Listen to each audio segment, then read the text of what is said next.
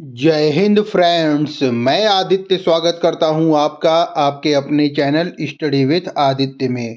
दोस्तों, आज इस चैनल के माध्यम से बिहार शिक्षक भर्ती परीक्षा के बारे में चर्चा की जाएगी और आज हम लोग इसमें सामान्य अध्ययन के बारे में चर्चा करेंगे। दोस्तों, ये मेरी 5वीं क्लास है। अगर इससे पहले आपने 4 क्लासों को नहीं देखा है तो प्लेलिस्ट में जाकर उन 4 क्लासों को ज़रूर देख लीजिए। ये सभी क्लास बहुत ही अधिक इम्पॉर्टेंट है और इन क्लासों में जो प्रश्न बताया गया है उसकी परीक्षा में आने की बहुत ही अधिक संभावना है। दोस्तों, इस चैनल के माध्यम से मैं डेली 50 क्वेश्चन सामान्य अध्ययन के लेकर आता हूं जो कि बिहार शिक्षक भर्ती परीक्षा से संबंधित होते हैं। इसलिए अगर अभी तक आपने चैनल को सब्सक्राइब नहीं किया है तो चैनल को सब्सक्राइब जरूर कर ले। सभी सवाल एनसीईआरटी के बेस पर ही होते हैं। चलिए आज की वीडियो शुरू करते हैं। आज का हमारा पहला सवाल है, लंदन में संपन्न हुए गोलमेज सम्मेलन में भारतीय ईसाइयों का प्रतिनिधित्व किसने किया था। इंपॉर्टेंट सवाल है। क्या पूछा गया है प्रश्न में? लंदन में संपन्न हुए गोलमेज सम्मेलन में भारतीय ईसाइयों का प्रतिनिधित्व किसने किया था। ऑप्शन दिया गया है Rao Bahadur Srinivas, sir Akbar Hydari, sir A P Patro ने या के.टी. पॉल ने। सही जवाब है ऑप्शन डी, के.टी. पॉल ने। के.टी. पॉल ने लंदन में संपन्न हुए गोलमेज सम्मेलन में भारतीय ईसाइयों का प्रतिनिधित्व किया था, के.टी. पॉल ने। आइए दूसरा प्रश्न देखते हैं। प्रश्न संख्या 2 है, जलियांवाला बाग हत्याकांड के विरोध में वायसराय की कार्यकारिणी परिषद की सदस्यता से किसने इस्तीफा दे दिया था। इंपॉर्टेंट सवाल है। क्या पूछा गया है प्रश्न में? जलियांवाला बाग हत्याकांड के विरोध में वायसराय की कार्यकारिणी परिषद की सदस्यता से निम्नलिखित में से किसने इस्तीफा दे दिया था। ऑप्शन दिया गया है महात्मा गांधी, शंकरन नायर, रविन्द्रनाथ टैगोर या जमनालाल बजाज। सही जवाब है ऑप्शन बी, शंकरन नायर ने इस्तीफा दिया था। कहाँ से इस्तीफा दिया था? जलियांवाला बाग हत्याकांड के विरोध में वायसराय की कार्यकारिणी परिषद की सदस्यता से इस्तीफा दे दिया था शंकरन नायर ने। मोस्ट इंपॉर्टेंट सवाल है। आइए अगला प्रश्न देखते हैं। प्रश्न संख्या 3 है, निम्नलिखित में से भारतीय राष्ट्रीय कांग्रेस के किस अधिवेशन में बाल गंगाधर तिलक ने यह कहा था कि स्वराज मेरा जन्मसिद्ध अधिकार है और मैं उसे लेकर रहूंगा। इंपॉर्टेंट सवाल है। क्या पूछा गया है प्रश्न में? प्रश्न में कहा गया है कि निम्नलिखित में से किस आंदोलन में यह कहा गया था बाल गंगाधर तिलक के द्वारा कि स्वराज मेरा जन्मसिद्ध अधिकार है और मैं उसे लेकर रहूंगा। ऑप्शन दिया गया है बनारस अधिवेशन 1905, कलकत्ता अधिवेशन 1906, सूरत अधिवेशन 1907 या लखनऊ अधिवेशन 1916। सही जवाब है ऑप्शन डी, लखनऊ अधिवेशन 1916। लखनऊ अधिवेशन 1916 में बाल गंगाधर तिलक ने यह कहा था कि स्वराज मेरा जन्मसिद्ध अधिकार है और मैं उसे लेकर रहूंगा। दोस्तों, अगर यह प्रश्न आता है कि स्वराज मेरा जन्मसिद्ध अधिकार है और मैं उसे लेकर रहूंगा, यह कथन किसका है? तो यह कथन है बाल गंगाधर तिलक का। और अगर पूछा जाए कि यह कथन कब कहा था बाल गंगाधर तिलक ने, तो उसका सही जवाब है लखनऊ अधिवेशन 1916 में कहा था। आइए अगला प्रश्न देखते हैं। प्रश्न संख्या 4 है, स्वतंत्र भारत के अंतिम गवर्नर जनरल कौन थे। बहुत ही अच्छा प्रश्न है। क्या पूछा गया प्रश्न में? प्रश्न में पूछा गया है कि स्वतंत्र भारत का अंतिम गवर्नर जनरल कौन था। इंपॉर्टेंट सवाल है। सही और ऑप्शन देखते हैं हम लोग। सी राजगोपालचारी, राजेंद्र प्रसाद, लॉर्ड माउंटबेटन या लॉर्ड कैनिंग। सही जवाब है ऑप्शन ए, सी राजगोपालचारी। सी राजगोपालचारी स्वतंत्र भारत के अंतिम गवर्नर जनरल थे। इंपॉर्टेंट सवाल है दोस्तों, बहुत सारी परीक्षाओं में पूछा भी गया है, इसलिए इसे आप लोग ध्यान जरूर रखिएगा। आइए अगला प्रश्न देखते हैं। प्रश्न संख्या 5 है, किसने कहा था? प्रश्न संख्या 5 है, किसने कहा था कि ब्रिटिश शासन की सबसे महत्वपूर्ण उपलब्धि भारत का एकीकरण था। इंपॉर्टेंट स्टेटमेंट है। क्या पूछा गया है स्टेटमेंट में कि किसने ये कहा था कि ब्रिटिश शासन की सबसे महत्वपूर्ण उपलब्धि भारत का एकीकरण था। ऑप्शन दिया गया है के.एम. पडिक्कर, एन श्रीनिवास, रजनी कोठारी या योगेंद्र सिंह। सही जवाब है ऑप्शन ए, के.एम. पडिक्कर ने कहा था कि ब्रिटिश शासन की सबसे अधिक महत्वपूर्ण उपलब्धि भारत का एकीकरण था। आइए प्रश्न संख्या 6 देखते हैं। प्रश्न संख्या 6 में सवाल पूछा गया है कि यह स्टेटमेंट किसका था कि मुझे इस आरोप के संबंध में कोई क्षमा नहीं मांगनी है कि संविधान के प्रारूप में गवर्नमेंट ऑफ इंडिया एक्ट 1935 के एक बड़े भाग को पुनः उत्पादित कर दिया गया? इम्पोर्टेंट सवाल है, परीक्षा में पूछा जा सकता है। क्या कहा गया है प्रश्न में? प्रश्न में ये कहा गया है कि किसने यह कथन कहा है कि मुझे इस आरोप के संबंध में कोई क्षमा नहीं मांगनी है कि संविधान के प्रारूप में गवर्नमेंट ऑफ इंडिया एक्ट 1935 के एक बड़े भाग को पुनः उत्पादित कर दिया गया था। ऑप्शन दिया गया है राजेंद्र प्रसाद, जवाहरलाल नेहरू, सरदार पटेल या डॉक्टर बी आर अम्बेडकर। सही जवाब है option D, doctor B R Ambedkar. B R Ambedkar ने यह कथन कहा है कि मुझे इस आरोप के संबंध में कोई क्षमा नहीं मांगनी है कि संविधान के प्रारूप में गवर्नमेंट ऑफ इंडिया एक्ट 1935 यानी भारत शासन अधिनियम 1935 के एक बड़े भाग को पुनः उत्पादित कर दिया गया है। आइए अगला प्रश्न देखते हैं। प्रश्न संख्या 7 है, यह कथन किसने कहा है कि आज़ादी हमारी पहुंच के अंतर्गत है और हमें इसे कसकर पकड़ना चाहिए? इंपॉर्टेंट सवाल है। क्या कहा गया है प्रश्न में कि यह कथन किसने कहा था कि आज़ादी हमारी पहुंच के अंतर्गत है और हमें इसे कसकर पकड़ना चाहिए? ऑप्शन दिया गया है महात्मा गांधी, सुभाष चंद्र बोस, जवाहरलाल नेहरू या शौकत अली। सही जवाब है ऑप्शन ए, महात्मा गांधी। महात्मा गांधी ने कथन कहा है कि आज़ादी हमारी पहुंच के अंतर्गत है और हमें इसे कसकर पकड़ना चाहिए। दोस्तों, जो ये स्टेटमेंट वाले सवाल होते हैं यही एग्जाम में जल्दी गलत हो जाते हैं, इसलिए क्योंकि ये याद करने के बेस पर होते हैं डायरेक्ट। इसलिए दोस्तों ये जो स्टेटमेंट के सवाल हैं इन्हें आप लोग ध्यान से देखिएगा, बहुत ही इंपॉर्टेंट स्टेटमेंट है और इसे आप लोग याद कर लीजिएगा। प्रश्न संख्या 7 का सही जवाब क्या है? महात्मा गांधी। आइए अगला प्रश्न देखते हैं। प्रश्न संख्या 8 है, निम्नलिखित में से किसे फ्रंटियर गांधी कहा जाता है? मोस्ट इंपॉर्टेंट सवाल है, बहुत बार परीक्षाओं में पूछा गया प्रश्न है, शायद आपको इसका उत्तर पता भी हो। क्या कहा गया है प्रश्न में? निम्नलिखित में से किसे फ्रंटियर गांधी कहा जाता है? ऑप्शन दिया गया है मौलाना अबुल कलाम आज़ाद, खान अबुल गफ्फार खान, जतिन दास या मौलाना मोहम्मद अली। सही जवाब है ऑप्शन बी, खान अबुल गफ्फार खान। खान अबुल गफ्फार खान को फ्रंटियर गांधी भी कहा जाता है। इंपॉर्टेंट सवाल है, बहुत ही अच्छा प्रश्न है, परीक्षाओं में पूछा जा सकता है। आइए अगला प्रश्न देखते हैं। प्रश्न संख्या 9 है, निम्नलिखित में से भारतीय राष्ट्रीय कांग्रेस के किस अधिवेशन में महात्मा गांधी ने कहा था कि गांधी मर सकते हैं परंतु गांधीवाद सदैव बना रहेगा? इंपॉर्टेंट सवाल है। क्या पूछा गया है प्रश्न में? प्रश्न में कहा गया है कि निम्नलिखित में से भारतीय राष्ट्रीय कांग्रेस के किस अधिवेशन में महात्मा गांधी ने कहा था कि गांधी मर सकते हैं परंतु गांधीवाद सदैव बना रहेगा? ऑप्शन दिया गया है रामगढ़ अधिवेशन 1940, कलकत्ता अधिवेशन 1928, लाहौर अधिवेशन 1929 या कराची अधिवेशन 1931। सही जवाब है ऑप्शन डी, कराची अधिवेशन 1931 में भारतीय राष्ट्रीय कांग्रेस में महात्मा गांधी ने कहा था कि गांधी मर सकता है परंतु गांधीवाद सदैव बना रहेगा। सही जवाब है इसका कराची अधिवेशन 1931 में। आइए अगला प्रश्न देखते हैं। प्रश्न संख्या 10 है, मुस्लिम लीग एवं भारतीय राष्ट्रीय कांग्रेस के बीच राजनीतिक गतिरोध को दूर करने के लिए CR फार्मूला किसने बनाया था? मोस्ट इंपॉर्टेंट सवाल है, परीक्षा में पूछा जाने वाला ये प्रश्न है। क्या कहा गया है प्रश्न में? मुस्लिम लीग एवं भारतीय राष्ट्रीय कांग्रेस के बीच राजनीतिक गतिरोध को दूर करने के लिए CR फार्मूला, कौन सा फार्मूला है? CR फार्मूला किसने बनाया था? ऑप्शन दिया गया है जवाहरलाल नेहरू, चित्तरंजन दास, राजगोपालचारी या BP मेनन। सही जवाब है ऑप्शन सी, राजगोपालचारी। राजगोपालचारी ने भारतीय राष्ट्रीय कांग्रेस और मुस्लिम लीग के बीच में राजनीतिक गतिरोध को दूर करने के लिए CR फार्मूला बनाया था। आइए अगला प्रश्न देखते हैं। प्रश्न संख्या 11 है, गीता रहस्य नामक ग्रंथ किसके द्वारा लिखा गया है? मोस्ट इंपॉर्टेंट है ये ग्रंथ और ये एग्जाम में पूछा जा सकता है। क्या कहा गया है प्रश्न में? गीता रहस्य नामक ग्रंथ किसके द्वारा लिखा गया है? ऑप्शन दिया गया है महात्मा गांधी, बाल गंगाधर तिलक, गोपाल कृष्ण गोखले या विनोबा भावे। सही जवाब है ऑप्शन बी, बाल गंगाधर तिलक। बाल गंगाधर तिलक के द्वारा गीता रहस्य नामक ग्रंथ को लिखा गया है। आइए प्रश्न संख्या 12 देखते हैं। प्रश्न संख्या 12 है, निम्नलिखित में से कौन poverty and un British rule in India के लेखक है? पुस्तक है, उसके लेखक के बारे में पूछा गया है।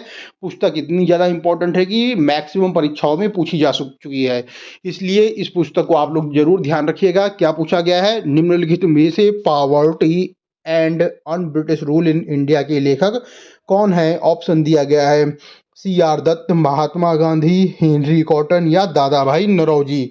सही जवाब है option D, Dada Bhai Naoroji. Poverty and un British rule in India के लेखक कौन है? दादा भाई नौरोजी हैं। आइए प्रश्न संख्या 13 देखते हैं। प्रश्न संख्या 13 है, वर्ष 1946 में गठित अंतरिम कैबिनेट की अध्यक्षता किसने की? इंपॉर्टेंट ये वाला सवाल भी है। क्या पूछा गया प्रश्न में? वर्ष 1946 में गठित अंतरिम कैबिनेट की अध्यक्षता किसने की? ऑप्शन दिया गया है राजेंद्र प्रसाद, जवाहरलाल नेहरू, सरदार वल्लभ भाई पटेल या राजगोपालचारी। सही जवाब है ऑप्शन बी सॉरी, सही जवाब है ऑप्शन बी जवाहरलाल नेहरू। वर्ष 1946 में गठित अंतरिम कैबिनेट की अध्यक्षता जवाहरलाल नेहरू ने की थी। आइए अगला प्रश्न देखते हैं। प्रश्न संख्या 14 है, वह कौन कांग्रेस अध्यक्ष था जिसने क्रिप्स मिशन एवं लॉर्ड वेवेल दोनों के साथ वार्ताएं की थी? इंपॉर्टेंट सवाल है, बहुत लोग कंफ्यूज हो जाते हैं इस सवाल में। प्रश्न में क्या पूछा गया है कि वह कौन सा कांग्रेस अध्यक्ष था जिसने क्रिप्स मिशन और एवं लॉर्ड वेवेल दोनों के साथ वार्ताएं की थी? ऑप्शन दिया गया है अबुल कलाम आजाद, जवाहरलाल नेहरू, जेवी कृपलानी या सी राजगोपालचारी। सही जवाब है ऑप्शन ए अबुल कलाम आजाद। अबुल कलाम आजाद कांग्रेस के अध्यक्ष थे जिसने क्रिप्स मिशन और लॉर्ड वेवेल के दोनों के साथ वार्ताएं प्रारंभ की थी या वार्ताएं की थी। आइए अगला प्रश्न देखते हैं। प्रश्न संख्या 15 है, कैबिनेट मिशन की अध्यक्षता किसके द्वारा की गई? बहुत बार परीक्षा में पूछा गया सवाल है। प्रश्न में क्या कहा गया है कि कैबिनेट मिशन की अध्यक्षता किसके द्वारा की गई? ऑप्शन दिया गया है लॉर्ड एटली, क्लीमेंट एटली, स्टेफोर्ड क्रिप्स या सर पी लॉरेंस। सही जवाब है option D sir P Lawrence के द्वारा कैबिनेट मिशन की अध्यक्षता की गई है। मोस्ट इंपॉर्टेंट सवाल है परीक्षा की दृष्टि से। परीक्षा में ये सवाल पूछा भी जा सकता है दोस्तों, ये परीक्षा में सवाल पूछा जा सकता है, इसलिए इसे याद जरूर रखिएगा। क्या कहा गया है प्रश्न में? कैबिनेट मिशन की अध्यक्षता किसके द्वारा की गई थी? तो इसका सही जवाब है option D sir P Lawrence. आइए अगला प्रश्न देखते हैं। प्रश्न संख्या 16 है दोस्तों, अब हम साइंस के सवाल की बात करेंगे। प्रश्न संख्या 16 है, ग्लूकोज को एथिल अल्कोहल में किस एंजाइम द्वारा बदल दिया जाता है? इंपॉर्टेंट सवाल है।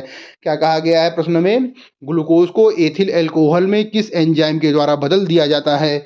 ऑप्शन दिया गया है माल्टेज, जाइमेज, डायस्टेज या उपरोक्त में से कोई नहीं। सही जवाब है जाइमेज के द्वारा बदल दिया जाता है। किसको? ग्लूकोज को एथिल अल्कोहल में जाइमेज एंजाइम के द्वारा बदल दिया जाता है। ऑप्शन डी इसका सही जवाब है। दोस्तों अगर अभी तक आपने हमारे चैनल को सब्सक्राइब नहीं किया है तो चैनल को सब्सक्राइब भी जरूर कर ले, क्योंकि इस चैनल के माध्यम से डेली बिहार की परीक्षा के संबंध में हम 50 सवाल को लेकर आते हैं। आइए अगला प्रश्न देखते हैं। प्रश्न संख्या 17 है, एंगस्ट्रॉम किसकी इकाई है? बहुत अच्छा सवाल है और बहुत कंफ्यूजन करने वाला सवाल है। क्या पूछा गया है प्रश्न में? एंगस्ट्रॉम किसकी इकाई है? ऑप्शन दिया गया है तरंग दैर्ध्य, आवृत्ति, ऊर्जा या वेग की।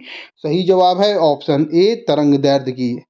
एंगस्ट्रॉम किसकी इकाई है? तो सही जवाब है ऑप्शन ए तरंग दैर्ध्य की इकाई है। आइए अगला प्रश्न देखते हैं। प्रश्न संख्या 18 है, मानव शरीर में विटामिन ए किस रूप में भंडारित होता है या कहाँ भंडारित होता है? ये पूछा गया है प्रश्न में। ऑप्शन दिया गया है यकृत में, त्वचा में, फुफ्फुस में या वक्र में। सही जवाब है ऑप्शन ए यकृत में। यकृत में क्या होता है? मानव शरीर में जो विटामिन ए होता है वो यकृत में भंडारित होता है। बहुत बार परीक्षा में पूछा गया प्रश्न है, याद रखिएगा, लोग कंफ्यूज हो जाते हैं। क्या है इस प्रश्न में? एक बार फिर से देखिए, मानव शरीर में विटामिन ए कहाँ पे भंडारित होता है? तो उसका सही जवाब है ऑप्शन ए यकृत में भंडारित होता है। आइए अगला प्रश्न, आइए इसमें कुछ महत्वपूर्ण बिंदु देख लेते हैं विटामिन ए के संबंध में। मानव शरीर में यकृत में विटामिन ए की काफी मात्रा संचित रहती है। याद रखिएगा प्रश्न, यार पॉइंट याद रखिएगा आप सभी लोग कि मानव शरीर में यकृत में विटामिन ए की काफ़ी मात्रा संचित रहती है। दूसरा इसमें बताया गया है विटामिन ए का रासायनिक नाम क्या है? रेटिनॉल है, जिसकी कमी से शरीर में रतौंधी हो जाती है। दोस्तों दूसरा पॉइंट भी बहुत अधिक इंपॉर्टेंट है। क्या कहा गया दूसरे पॉइंट में? विटामिन ए का रासायनिक नाम क्या है? रेटिनॉल है। पूछा जाता है एग्जाम में कि विटामिन ए का रासायनिक नाम क्या है, तो उसका सही जवाब होगा रेटिनॉल है। और उसकी कमी से कौन सा रोग होता है? तो रतौंधी हो जाती है। तीसरा इसमें कहा गया है कि इस विटामिन को संक्रमण रोधी विटामिन भी कहा जाता है। कौन सा विटामिन? विटामिन ए को संक्रमण रोधी विटामिन भी कहा जाता है। और इसका प्रमुख स्रोत क्या है? दूध, मक्खन, अंडा, मछली का तेल, गाजर इत्यादि है। तो दोस्तों आपको ये वाला सवाल भी याद रखना है और इम्पोर्टेंट फैक्ट भी याद रखना है। सवाल क्या था कि विटामिन ए कहाँ पर भंडारित होता है? तो उसका सही जवाब होगा यकृत में। और अगर इम्पोर्टेंट पॉइंट की बात की जाए तो इम्पोर्टेंट पॉइंट में यही कहा गया है कि इसका रासायनिक नाम रेटिनॉल है और इसकी कमी से रतौंधी हो जाती है। और इसमें बताया गया है कि संक्रमण रोधी विटामिन के नाम से भी जाना जाता है। दूध, मक्खन, अंडा, मछली का तेल, गाजर इत्यादि इसके विटामिन ए के प्रमुख स्रोत है, इसे भी आप लोग ध्यान रखिएगा। आइए अगला प्रश्न देखते हैं। प्रश्न संख्या 19 है, विटामिन जो रक्त के थक्का बनाने में प्रभावी होता है वो कौन सा विटामिन होता है? विटामिन वो कौन सा है जो रक्त का थक्का बनाने में प्रभावी होता है? इंपॉर्टेंट सवाल है। ऑप्शन दिया गया है vitamin A, vitamin B, vitamin D या विटामिन के। रक्त का थक्का बनाने में कौन सा विटामिन सहायक होता है? तो सही जवाब है ऑप्शन डी, विटामिन के। विटामिन के जो है वो रक्त का थक्का बनाने में सहायक होता है। आइए अगला प्रश्न देखते हैं। प्रश्न संख्या 20 है। प्रश्न संख्या 20 में कहा गया स्पाइरोगाइरा निम्नलिखित शैवाल में से किसका उदाहरण है? इंपॉर्टेंट सवाल है, बिहार की परीक्षाओं में पूछा गया भी ये सवाल है। क्या कहा गया है प्रश्न में? स्पाइरोगाइरा निम्नलिखित शैवालों में से किसका उदाहरण है? ऑप्शन दिया गया है भूरा शैवाल, लाल शैवाल, हरा शैवाल या सफेद शैवाल। तो इसका सही जवाब है ऑप्शन सी, हरा शैवाल। हरा शैवाल जो है वो स्पाइरोगाइरा का एक उदाहरण है, इसको आप लोग ध्यान रखें। आइए अगला प्रश्न देखते हैं। प्रश्न संख्या 21 है, कार की बैटरी में प्रयुक्त होने वाला अम्ल कौन सा है? इंपॉर्टेंट सवाल है। क्या पूछा गया है प्रश्न में? कार की बैटरी में प्रयोग होने वाला अम्ल कौन सा है? ऑप्शन दिया गया है एसिटिक अम्ल, हाइड्रोक्लोरिक अम्ल, नाइट्रिक अम्ल या सल्फ्यूरिक अम्ल। सभी लोग को इसका उत्तर पता होगा। सही जवाब है ऑप्शन डी, सल्फ्यूरिक अम्ल। कार की जो बैटरी है उसमें प्रयुक्त होने वाला अम्ल कौन सा है? सल्फ्यूरिक अम्ल है। इस चीज को आप लोग ध्यान रखिएगा। आइए अगला प्रश्न देखते हैं। प्रश्न संख्या 22 है। क्या कहा गया प्रश्न संख्या 22 में? निम्नलिखित में से कौन सी धातु अर्धचालक यानी कि सेमी कंडक्टर के रूप में ट्रांजिस्टर में प्रयोग होती है? मोस्ट इंपॉर्टेंट सवाल है, बहुत बार परीक्षा में सवाल पूछा गया है, इसे आप लोग ध्यान रखिएगा। क्या कहा गया है प्रश्न में? फिर से देखिए एक बार। निम्नलिखित में से कौन सी धातु है जो अर्धचालक के रूप में यानी कि सेमी कंडक्टर के रूप में ट्रांजिस्टर में प्रयुक्त होती है? ऑप्शन दिया गया है तांबा, जर्मेनियम, ग्रेफाइट या चांदी। सही जवाब है ऑप्शन बी, जर्मेनियम। जर्मेनियम जो है वो अर्धचालक के रूप में ट्रांजिस्टर में प्रयुक्त होती है, इसे दोस्तों आप लोग याद रखिएगा। आइए प्रश्न संख्या 23 देखते हैं। मोस्ट इंपॉर्टेंट सवाल है जो विभिन्न परीक्षाओं में पूछा गया है। सूर्य पर ऊर्जा का निर्माण कैसे होता है या किसके द्वारा होता है? ये प्रश्न में पूछा गया है। इंपॉर्टेंट सवाल है। ऑप्शन दिया गया है इसमें नाभिकीय विखंडन द्वारा, नाभिकीय संलयन द्वारा, ऑक्सीकरण अभिक्रियाओं द्वारा या अवकरण अभिक्रियाओं द्वारा। सही जवाब है ऑप्शन बी, नाभिकीय संलयन द्वारा। जो सूर्य पर ऊर्जा का निर्माण होता है किसके द्वारा होता है? ऑप्शन बी, नाभिकीय संलयन द्वारा होता है। आइए प्रश्न संख्या 24 देखते हैं। प्रश्न संख्या 24 में पूछा गया है वर्षा की बूंद जो होती है वो गोलाकार आकृति की होती है, उसका कारण क्या है? इंपॉर्टेंट सवाल है। फिर से एक बार प्रश्न सुनिए। प्रश्न में पूछा गया है कि वर्षा की बूंद की गोलाकार आकृति का प्रमुख कारण क्या होता है? ऑप्शन दिया गया है द्रव्य का घनत्व, पृष्ठ तनाव, वायुमंडलीय दाब या गुरुत्व। सही जवाब है ऑप्शन बी, पृष्ठ तनाव। वर्षा की बूंद का गोलाकार आकृति का कारण क्या होता है? तो सही जवाब आ रहा है इसका पृष्ठ तनाव होता है। आइए अगला प्रश्न देखते हैं। प्रश्न संख्या 25 है। सबसे ज्यादा सयांता निम्नलिखित में से किसकी होती है? इंपॉर्टेंट सवाल है। क्या पूछा गया है प्रश्न में? सबसे ज्यादा सयांता निम्नलिखित में से किसकी होती है? ऑप्शन दिया गया है जल की, खून की, वायु की या शहद की। सही जवाब है ऑप्शन डी, शहद की। शहद की जो श्यानता होती है वो सबसे अधिक होती है।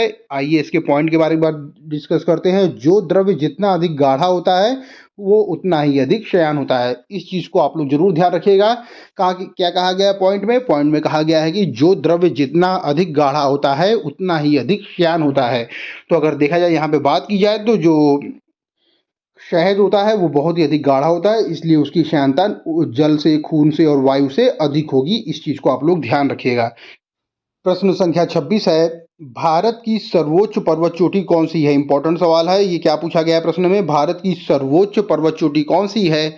लगभग सभी लोग इसका उत्तर जानते होंगे। ऑप्शन दिया गया है K2 Godwin Austen, Kanchenjunga, Nanda Devi या एवरेस्ट। सही जवाब है ऑप्शन ए, K2 गॉडविन ऑस्टिन जो है वो भारत की सर्वोच्च पर्वत चोटी है।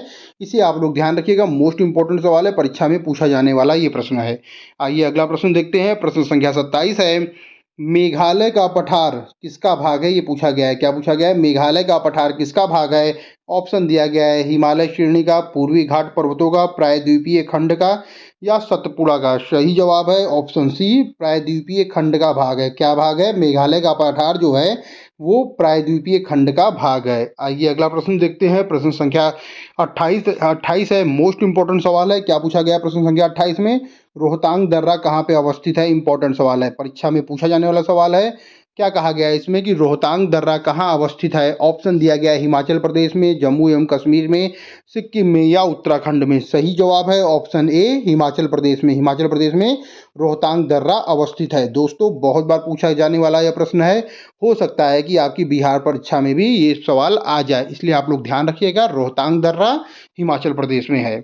आइए अगला प्रश्न देखते हैं। प्रश्न संख्या 30 है, निम्नलिखित में से कौन सा हिमनद सबसे बड़ा है? इंपॉर्टेंट सवाल है। क्या कहा गया है? निम्नलिखित में से कौन सा हिमनद सबसे बड़ा है? ऑप्शन दिया गया है सियाचिन, बाल्टोरो, चोगोलुंगमा या बियाफो। सही जवाब है ऑप्शन ए सियाचिन। सियाचिन जो है ये हिमनद सबसे बड़ा हिमनद है, इसे भी आप लोग ध्यान रखिएगा। आइए अगला प्रश्न देखते हैं। प्रश्न संख्या 30 है, निम्नलिखित में से किस तट से भारत का औसत समुद्र तल नापा जाता है? मोस्ट इंपॉर्टेंट सवाल है, परीक्षा में पूछा जा सकता है। क्या कहा गया प्रश्न में?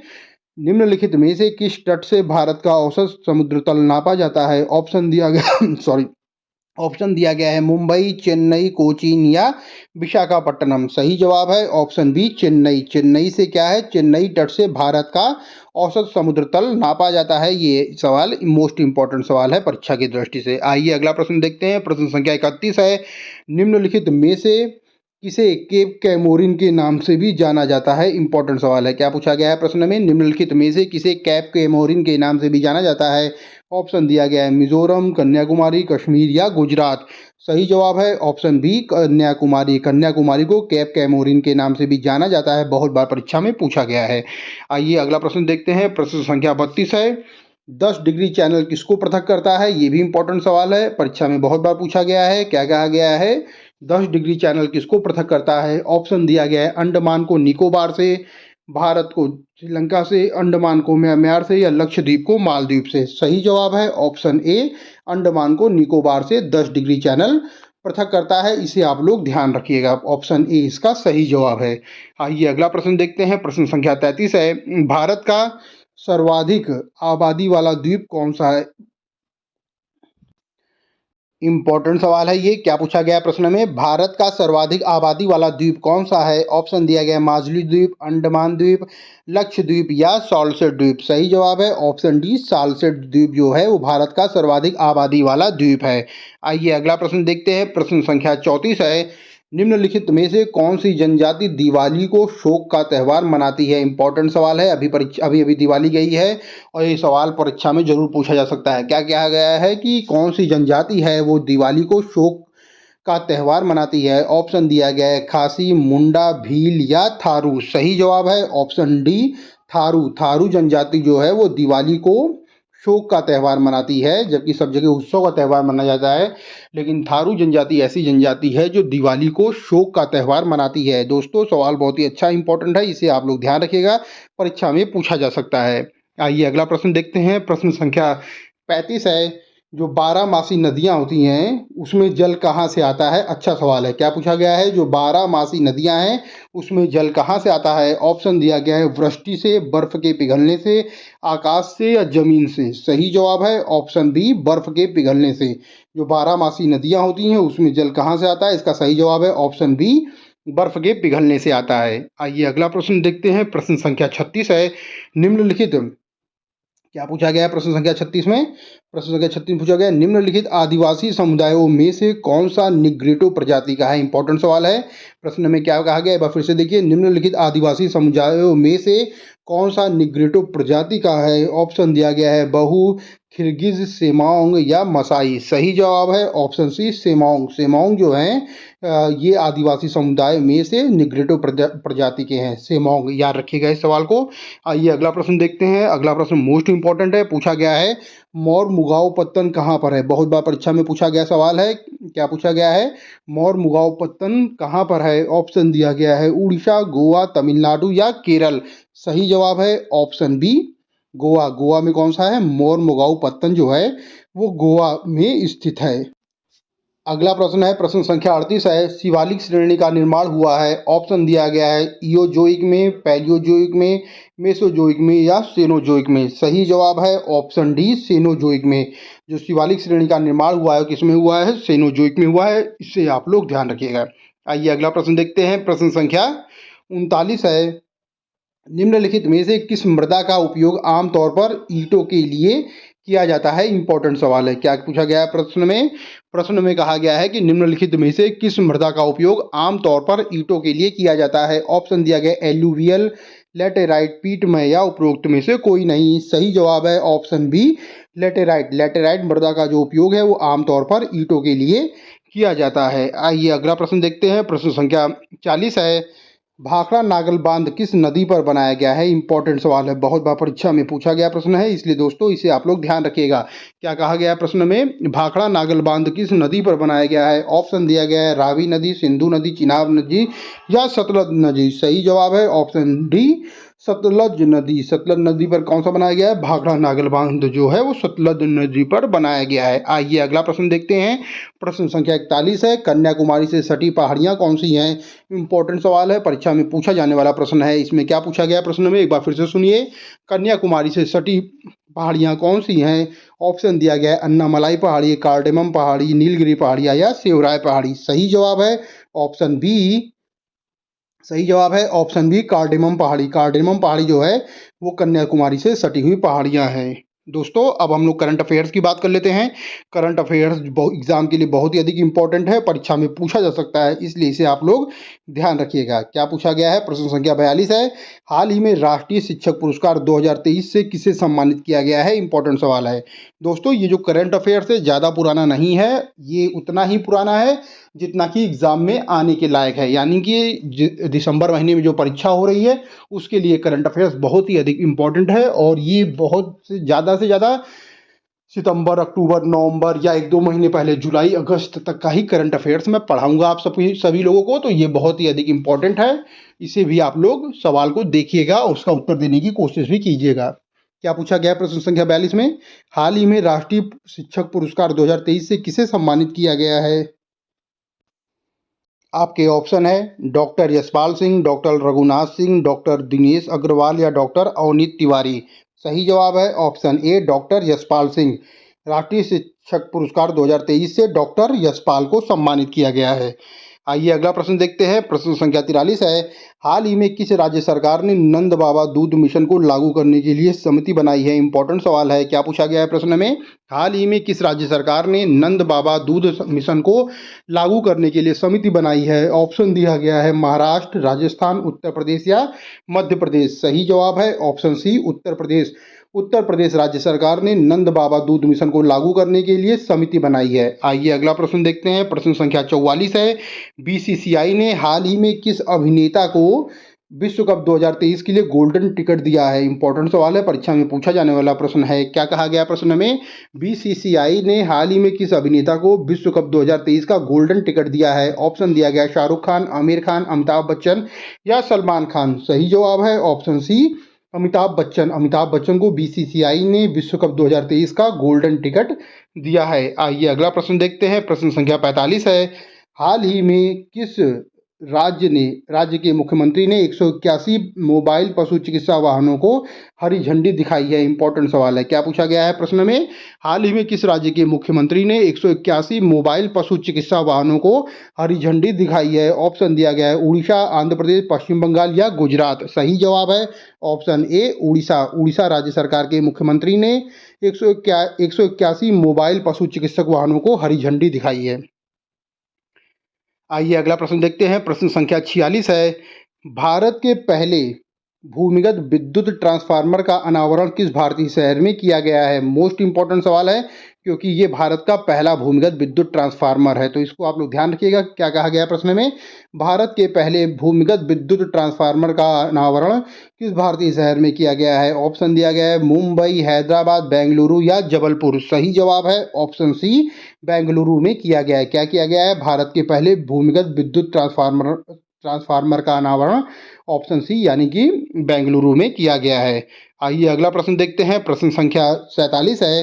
हाल ही में किस देश में G20 शिखर सम्मेलन में वैश्विक जैव ईंधन गठबंधन शुरू करने की घोषणा की है? इंपॉर्टेंट सवाल है। क्या पूछा गया प्रश्न में? हाल ही में किस देश ने G20 शिखर सम्मेलन में वैश्विक जैव ईंधन गठबंधन शुरू करने की घोषणा की है? ऑप्शन दिया गया है कनाडा, ब्राजील, भारत या संयुक्त अरब अमीरात। सही जवाब है ऑप्शन सी, भारत। अपना भारत ने G20 शिखर सम्मेलन में वैश्विक जैव ईंधन गठबंधन शुरू करने की घोषणा की है। मोस्ट इंपॉर्टेंट सवाल है। आइए अगला प्रश्न देखते हैं। प्रश्न संख्या 46 है। क्या पूछा गया है? हाल ही में सितंबर 2023 के दौरान प्रोजेक्ट नमन किसके द्वारा लॉन्च किया गया है? इंपॉर्टेंट सवाल है, परीक्षा में पूछा जा सकता है। क्या कहा गया है? हाल ही में सितंबर 2023 के दौरान प्रोजेक्ट नमन किसके द्वारा लॉन्च किया गया है? ऑप्शन दिया गया है शिक्षा मंत्रालय, भारतीय सेना, रक्षा मंत्रालय या भारतीय रेलवे। सही जवाब है ऑप्शन बी, भारतीय सेना द्वारा। भारतीय सेना के द्वारा सितंबर 2023 के दौरान प्रोजेक्ट नमन को लॉन्च किया गया है। इंपॉर्टेंट सवाल है दोस्तों, ये आप लोग ध्यान जरूर रखिएगा। आइए अगला प्रश्न देखते हैं। प्रश्न संख्या 47 है। भारत की अग्रणी नवीकरणीय ऊर्जा कंपनी सात्विक सोलर ने अभी हाल ही में किसे अपना ब्रांड एम्बेसडर बनाया है? इंपॉर्टेंट सवाल है। क्या कहा गया है प्रश्न में? भारत की अग्रणी नवीकरणीय ऊर्जा कंपनी सात्विक सोलर ने किसे अपना ब्रांड एम्बेसडर बनाया है? ऑप्शन दिया गया है विराट कोहली, शिखर धवन, रविंद्र जडेजा या मोहम्मद शामी। सही जवाब है ऑप्शन सी, रविंद्र जडेजा। जो भारत की अग्रणी नवीकरणीय ऊर्जा कंपनी सात्विक सोलर ने रविंद्र जडेजा को अपना ब्रांड एम्बेसडर बनाया है। आइए अगला प्रश्न देखते हैं। प्रश्न संख्या 50 है। एशियाई विकास बैंक द्वारा किस देश में 2023 क्षेत्रीय सहयोग और एकीकरणीय सम्मेलन का और आयोजन किया गया है? क्या पूछा गया? प्रश्न बहुत ही अधिक इंपॉर्टेंट है। प्रश्न 50 में पूछा गया है कि एशियाई विकास बैंक द्वारा किस देश में वर्ष 2023 क्षेत्रीय सहयोग और एकीकरणीय सम्मेलन का आयोजन किया गया है? ऑप्शन दिया गया है जापान, जर्मनी, जॉर्जिया या इटली। सही जवाब है ऑप्शन सी, जॉर्जिया। जॉर्जिया में एशियाई बैंक के द्वारा 2023 में क्षेत्रीय सहयोग और एकीकरणीय सम्मेलन का आयोजन किया गया है। बहुत ही इंपॉर्टेंट सवाल है ये वाला भी। दोस्तों, हमारी आज की वीडियो यहीं समाप्त होती है। अगर आप चैनल में नए हैं तो चैनल को लाइक करें, शेयर करें और सब्सक्राइब करें, क्योंकि इस चैनल के माध्यम से मैं डेली बिहार शिक्षक भर्ती परीक्षा से संबंधित 50 सवालों को लेकर आ रहा हूं। ये 50 सवाल बिहार की किसी न किसी परीक्षा में पूछे गए हैं या इनके पूछे जाने की बहुत ही अधिक संभावना है। इसलिए अगर अभी तक आपने चैनल को सब्सक्राइब नहीं किया है तो चैनल को सब्सक्राइब जरूर कर लें। Study with Aditya. Thank you friends. जय हिंद फ्रेंड्स।